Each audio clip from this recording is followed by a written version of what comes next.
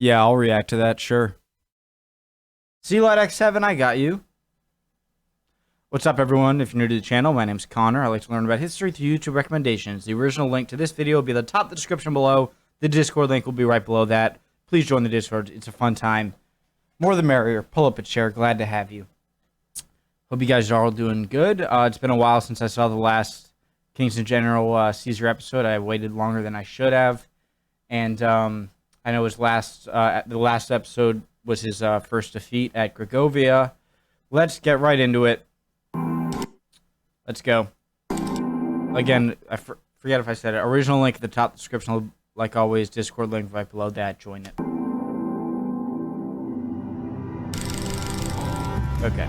After years of campaigning, Caesar had lost his first open battle against the Gauls, this time led in a revolt by the Arverni king Vercingetorix. If you're not ready to learn, just get the hell out of here. His allies, both in Rome and in Gaul, were now wary of the situation and would pounce if he couldn't prove that he was still in control. The final chapter of the Gallic War is about to start. The sponsor of this video, Raid Shadow Legends, is get that money, man. And you fight Gore-pated go and a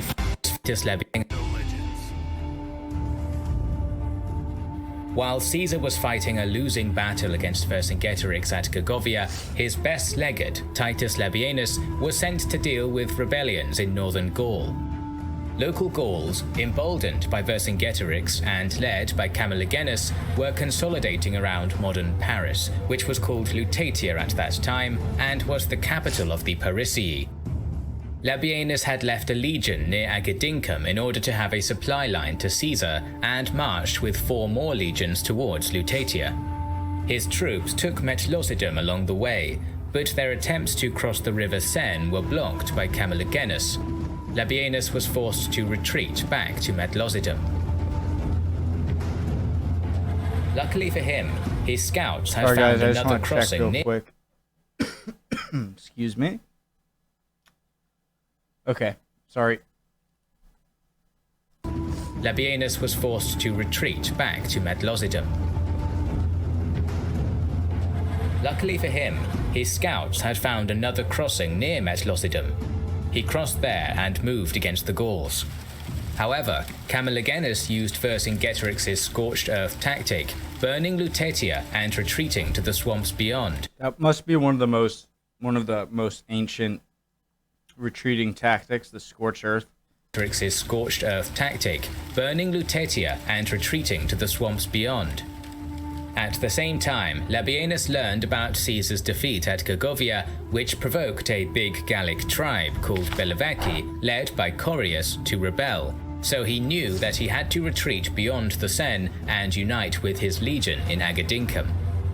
Labienus' decision to divide his forces into 3 provoked Camulogenus into attacking him to the south of Lutetia without waiting for the Bellovaci, and in the ensuing battle, the Romans used the fact that their divided forces were closer to each other. Each group supported the other, and the legions managed to defeat the Gauls with ease. Camulogenus was killed in the process, which slowed down the consolidation of the anti-Roman rebellion in northern Gaul. Caesar and Labienus both retreated towards Agedincum, where they united their forces. Meanwhile, more and more Gauls were joining the rebellion, and after the rest of the Aedui joined it, even the Roman province of Narbonensis was attacked by them. Caesar and his 10 legions moved through the Sequani and Lingonese territory to the east, in order to gain a line of retreat to the Roman province of Gallia Transalpina. At the same time, Caesar's envoys secured a group of Germanic mercenaries who joined the Roman cavalry. Vercingetorix and his 80,000 tried to attack Caesar when the latter was trying to cross the Vinghiani River. I guess modern warfare is just harder to fathom enemies that you're fighting against actually using mercenaries from them on your side, or vice versa, people on your side going to fight for the enemy. But obviously things weren't as, nation state like as they are today, and so it was a bit easier to forget loyalties for some money. 80,000 mercenaries. At the same time, Caesar's envoys secured a group of Germanic mercenaries who joined the Roman cavalry. Vercingetorix and his 80,000 tried to attack Caesar. Sorry, pausing again. I just want to say again, if you're new, I am no teacher here. I love learning about history, but if I say something wrong, let me know down in the comments or on the Discord. Vercingetorix and his 80,000 tried to attack Caesar when the latter was trying to cross the Vingiani River, but the Romans were able to stop the attack with ease. It is not clear why, but this minor defeat either disheartened Vercingetorix or showed him that he couldn't win against the Romans in an open battle. So he probably crossed the Vingiani River, but the Romans were able to stop the attack with ease. It is not clear why, but this minor defeat either disheartened Vercingetorix or showed him that he couldn't win against the Romans in an open battle. So he probably tried to recreate the factors that led to the victory at Gergovia when he retreated to the Mandubii capital of Alesia. Caesar followed him to the settlement. Alesia was a well-defended city on a hill, and Vercingetorix sent messages to his nearby allies to come to his aid. Vercingetorix was in a strong position. He outnumbered Caesar, commanding a force of up to 80,000 men, and was surrounded by allies who would be able to quickly send men to reinforce him. From his position, it should be a simple rerun of Gergovia. He would wait on the high ground for his allies to arrive so they could either disrupt the Roman supply lines or attack them in the rear. Caesar had learnt his lesson though. Despite his smaller numbers, he immediately began the work of fully surrounding and besieging Alesia, something which Vercingetorix had been able to prevent him doing at Gergovia. The Romans began constructing a 16-kilometer wall, fully encircling the entire city, complete with palisades, trenches, and towers, hoping to cut off any escape. Vercingetorix sent his cavalry out to try and disrupt these works, but the legions were able to form a defensive line to hold them, while the German auxiliaries flanked around the side. The Germans proved to be vital to the Roman cause, and their superior horsemanship forced the Gallic cavalry to retreat back into the city, killing many as they were funneled into the narrow gates. Realizing that he would soon be completely surrounded, Vercingetorix decided to send out what was left of his cavalry at night to sneak past the Roman line and head to the nearby tribes to request reinforcements as soon as possible. Upon completing the first wall, Caesar learned from... I love when the drums start and you know stuff's about to go down. Upon completing the first wall, Caesar learned from some Gallic deserters that these messengers had been sent, and so constructed a second wall, this one almost 21 kilometers long and complete with 2 trenches and a moat facing just out. Build another. 21 kilometers long and complete with 2 trenches and a moat facing outwards to protect against any Gallic reinforcements, creating a donut-like structure with Alesia in the center.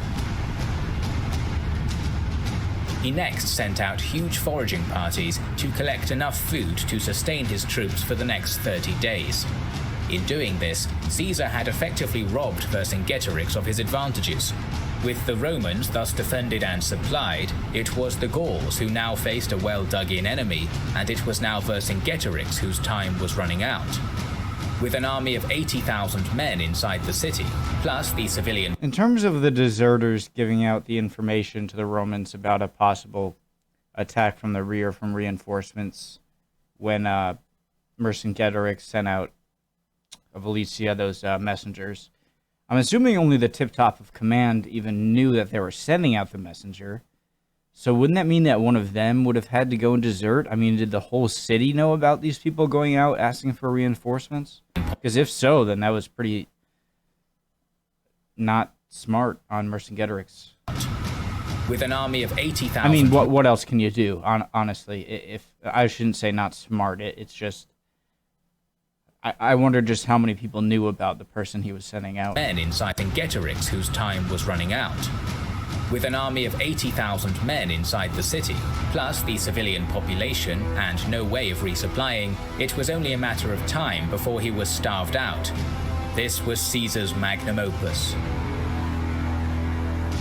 Faced with a desperate situation, Vercingetorix made the difficult decision to expel anyone who wasn't going to be fighting: the old, the sick, women and children. He had hope. Vercingetorix made the difficult decision to expel anyone who wasn't going to be fighting: the old, the sick, women and children. He had hoped that Caesar would allow these people through the Roman defenses and to safety, but Caesar was not in a merciful mood. He refused to let them pass, and the civilians were left between the walls of Alesia and the Romans, imploring both sides for food and water, neither side relenting. Over the next few days, many died of starvation and thirst, the space between the armies becoming full of the dying and dead. The Gallic allies finally arrived to try and relieve the siege, under the command of Vercingetorix's cousin, Vercassivelanus. It is hard to say precisely how many there were. Caesar claims that the number was as high as 250,000, with modern estimates suggesting somewhere between 70 and 100,000.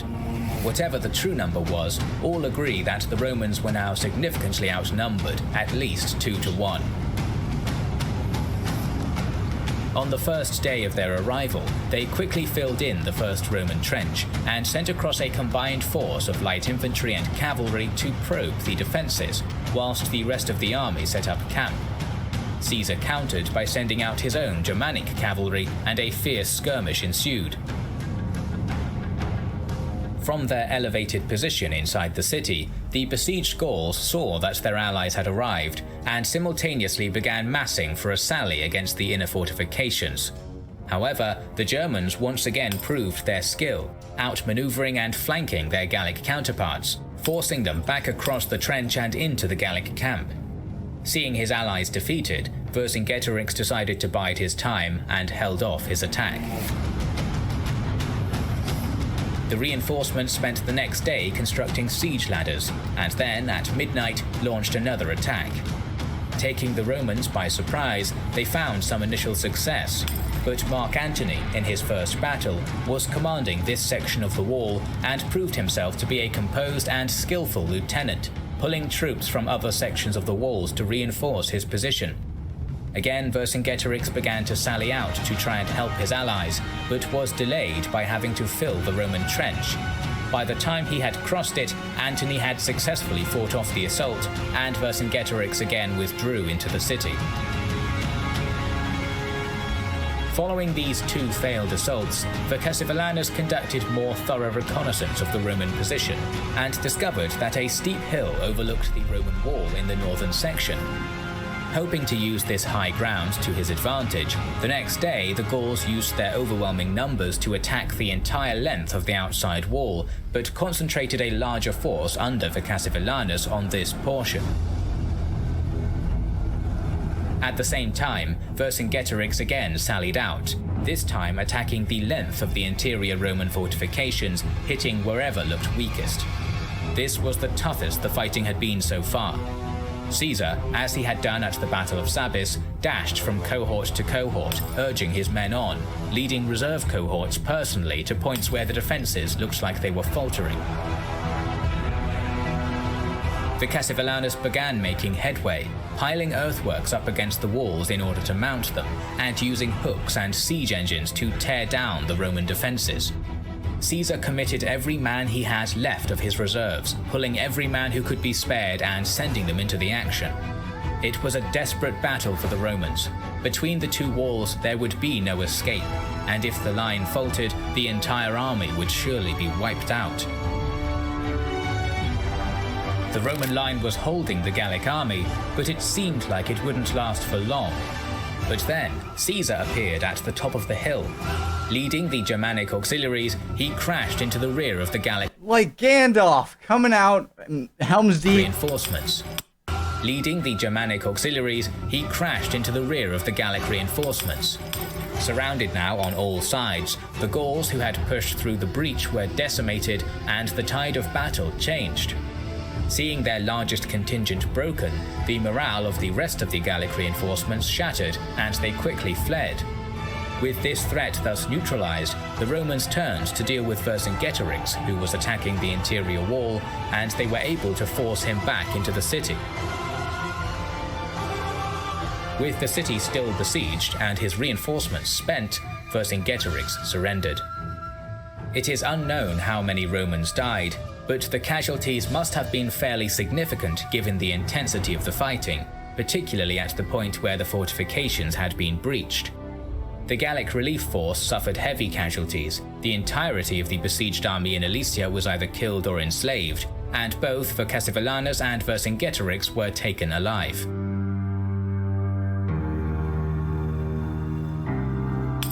Although most of the rebel leaders were either dead or captured, the resistance against Rome was far from over, as the Bituriges, Carnutes, Bellovaci, Atrebates, Anticavi, and others were still in open rebellion. In January of 51 BC, Caesar moved against the Bituriges. This winter campaign surprised the Bituriges, who were probably unprepared for it, and soon they sued for peace, which allowed Caesar to return to his winter quarters. However, soon the Bituriges were attacked by the Carnutes for yielding to the Romans. Once again, Caesar marched swiftly and took his enemies by surprise, forcing the Carnutes to submit. The Romans made new winter quarters at Cenabum and stayed there until the spring. Leaving 6 legions in the area, Caesar took 4 and moved against the Bellovaci of Corius and the Atrebates of Commius. This campaign proved difficult, as both tribes abandoned their lands and fought a guerrilla war against the Romans. Fortunately for the legions, Corius was killed in one of the ambushes, which proved to be the final straw for the Bellovaci. They were convinced to seek peace, while Commius retreated to the east to continue his resistance. Great man. To the south, the Anticavi attacked Liminum and were defeated by Caesar's lieutenants. The remainder of the Gallic forces in the area attempted to defend at Uxellodunum, but were defeated by Caesar soon after. The last engagement of the war saw Commius defeated in the north, and the rebellion was over.